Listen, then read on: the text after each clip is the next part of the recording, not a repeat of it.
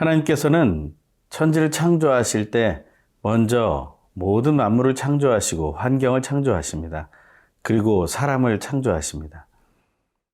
하나님은 새로운 백성으로 세워지는 이스라엘 백성을 위해 제사법을 만드십니다. 하나님과 소통할 수 있는 통로를 만드시고 그 틀이 완성된 후에 그 틀을 사용할 수 있는 그 제사에 가장 합당한 사람을 세우십니다. 그게 바로 제사장을 세우는 방법입니다. 우리는 그 제사장을 세우는 방법을 통해서 우리는 어떻게 세워져야 하는가, 또 우리는 어떻게 하나님께로 나아가야 하는가를 배우게 됩니다. 오늘 하나님과 더 가까이 나아가는 그 은혜의 방법을 나누는 귀한 시간이 되길 소망합니다.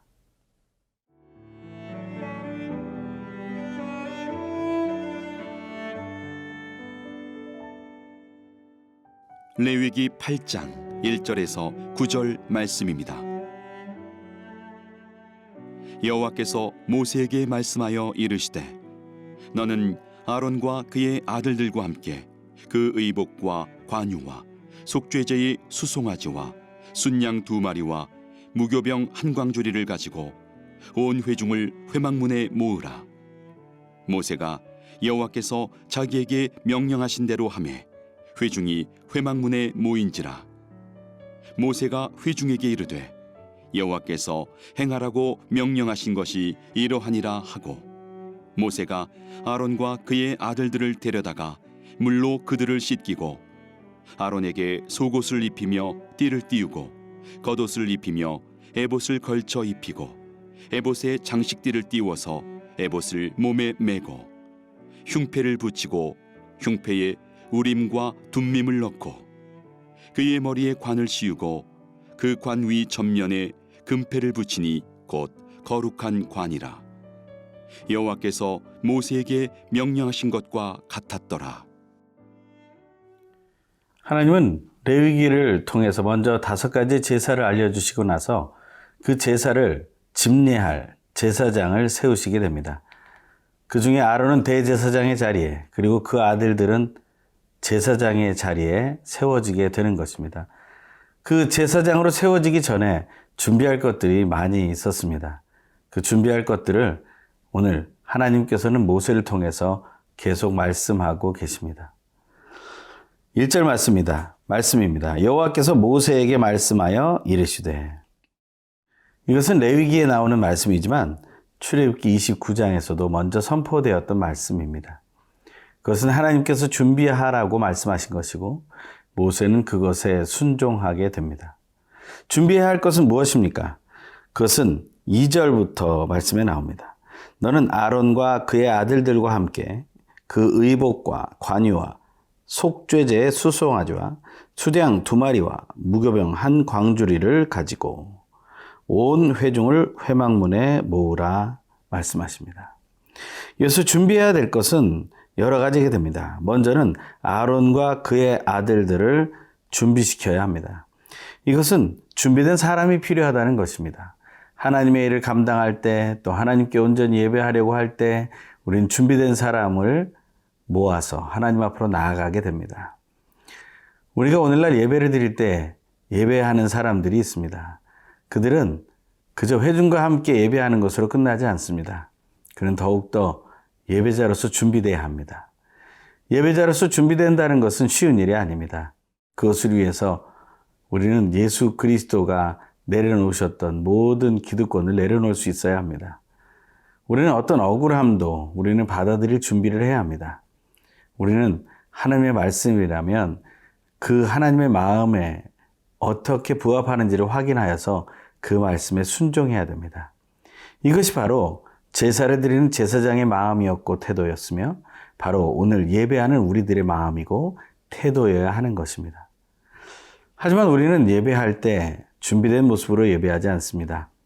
모든 순서와 모든 기기와 모든 운영하는 시스템들은 또 그 모든 분위기는 완성된 것 같습니다. 하지만 사람이 준비되지 않는다면 그 제사가 무의미한 것처럼 예배도 헛된 예배가 되게 됩니다. 우리가 그러한 예배의 자리에 나가지 않기를 소망합니다. 모든 것은 준비되었는데 사람이 준비되지 않은 모습. 그것이 우리에게 있지 않기를 원합니다. 아론과 그 아들들은 어떻게 준비됩니까? 하나님께서 출애굽시키시고 가나안 땅에 인도하시는 이 이스라엘 백성, 그 가운데 12지파가 있고 그 12지파 가운데 레위 지파에게만 이 제사장의 자리가 허락되었고 그 중에서도 바로 아론과 그 가문에게만 대제사장과 제사장의 직분이 주어졌다는 사실입니다. 하나님께서는 그렇게 세워가십니다.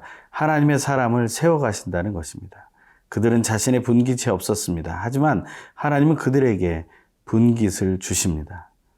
하나님께서 이렇게 예배하는 자들을 준비시켜 놓으셨다는 사실을 우리가 이해하고 또한 바라보기 원합니다. 이 세상 사람들과 동일한 마음을 가지고 경쟁하며 나아가지 않기 원합니다. 오직 하나님께 예배드릴 수 있도록 준비된 우리가 되기를 소망합니다. 그리고 준비되어야 될 것이 또 있습니다. 바로 그것은 의복입니다. 이 의복이라는 것은 제사장의 의복 7가지에 대한 이야기입니다. 출애굽기 28장 1절에 4절에 그것이 잘 나와 있습니다.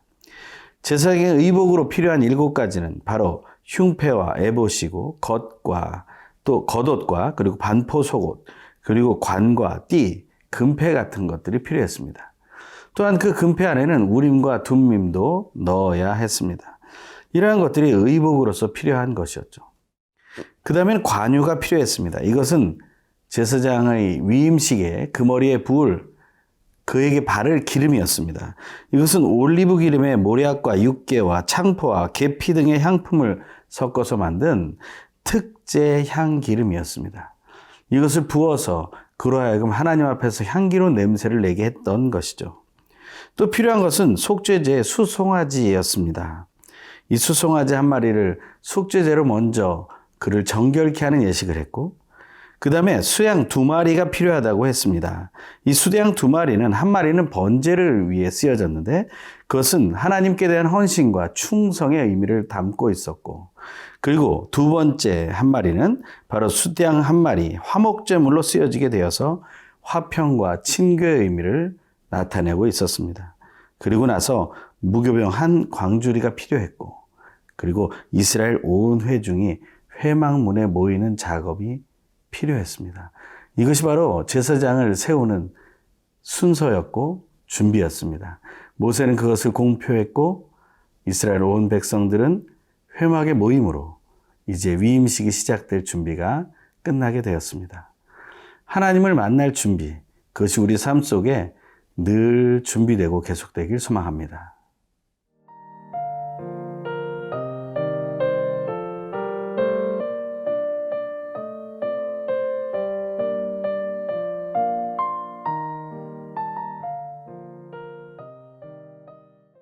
이제 제사장 위임식에 대한 하나님의 모든 말씀에 따라 준비가 되었고 모든 회중이 회막문에 모였습니다. 이제 앞으로 이루어질 것은 바로 제사장의 위임식 절차가 진행되는 것입니다. 그 첫 번째 절차는 바로 아론과 그 아들들에게 그 의복을 입히는 것으로부터 시작됩니다. 오늘 본문에 보면 5절에서 9절에 그 의복을 입히는 장면이 나옵니다. 모세가 회중에게 이르되 여호와께서 행하라고 명령하신 것이 이러하니라 하고 모세가 아론과 그의 아들들을 데려다가 물로 그들을 씻기고 아론에게 속옷을 입히며 띠를 띄우고 겉옷을 입히며 에봇을 걸쳐 입히고 에봇의 장식띠를 띄워서 에봇을 몸에 메고 흉패를 붙이고 흉패에 우림과 둠밈을 넣고 그의 머리에 관을 씌우고 그 관 위 전면에 금패를 붙이니 곧 거룩한 관이라. 여호와께서 모세에게 명령하신 것과 같았더라. 하나님께서 명하신 그대로 이루어지고 있습니다. 제사장 위임식의 첫 번째는 아론과 그 아들들에게 옷을 입히는 것입니다. 그것을 위해 먼저 필요한 것은 물로 씻겨지는 것입니다. 우리가 하나님 앞에 예배자로 세워질 때 가장 먼저 중요한 것은 우리의 죄를 회개하며 정결케 되는 것이죠. 우린 예수 그리스도의 피로 우리의 죄가 정결케 되었음을 확신하는 것이죠. 그 확신을 가지고 하나님께로 나아가는 것입니다. 그 옷은 속옷으로부터 입혀집니다. 우리가 늘 그렇듯이 옷은 안으로부터 입어서 밖으로 드러나게 되는 것이죠. 우리의 중심으로부터 하나님은 변화시키기를 원하신다는 것입니다. 하나하나 속옷을 입히고 띠를 띄우고 겉옷을 입히고 에봇을 또 입히게 되는 것, 그리고 나서 흉패를 붙이는 것을 우리는 보게 됩니다. 우리 중심으로부터 하나님은 하나하나 다루기 원하십니다. 우리 중심에 하나님을 향한 열망이 있습니까? 그것이 확인되기 원합니다. 하나님을 향한 정결한 마음이 있습니까?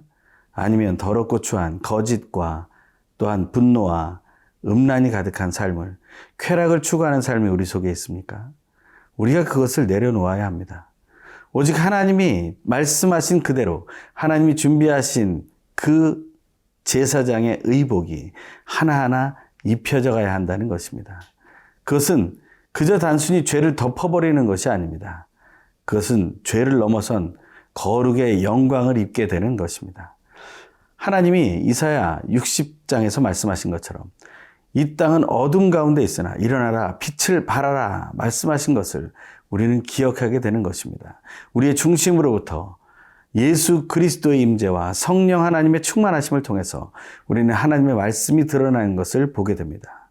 모세가 이스라엘 백성에게 하나님의 마음을 가지고 하나님의 말씀을 증거했고 그것에 순종하게 됐던 것처럼 우리도 하나님의 마음을 받아들이고 하나님의 말씀을 따라 정확하게 순종하게 되는 은혜를 누리게 된다는 것입니다.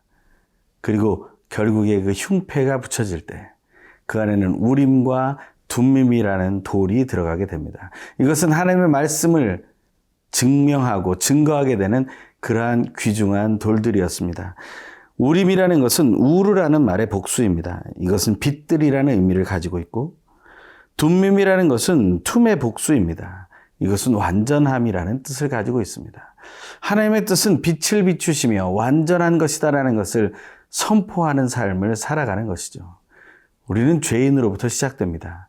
하지만 예수 그리스도의 정죄 없는 그 구원의 역사를 통해서 우리는 빛으로 나아가고 완전하신 하나님을 닮아가게 됩니다. 산상수훈 마태복음 5장에서는 이렇게 말씀합니다. 하나님이 거룩하시니 너희도 거룩하라.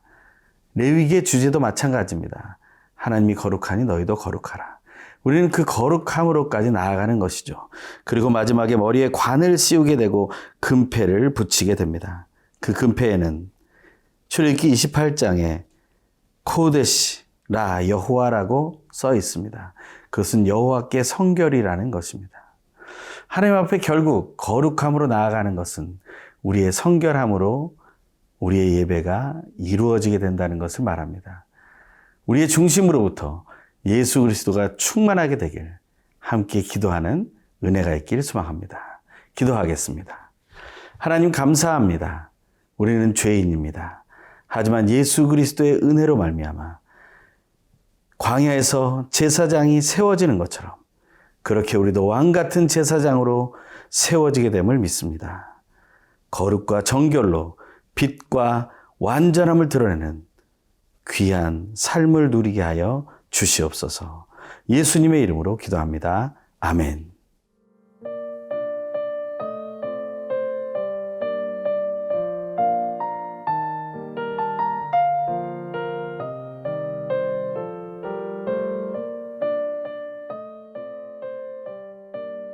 이 프로그램은 시청자 여러분의 소중한 후원으로 제작됩니다.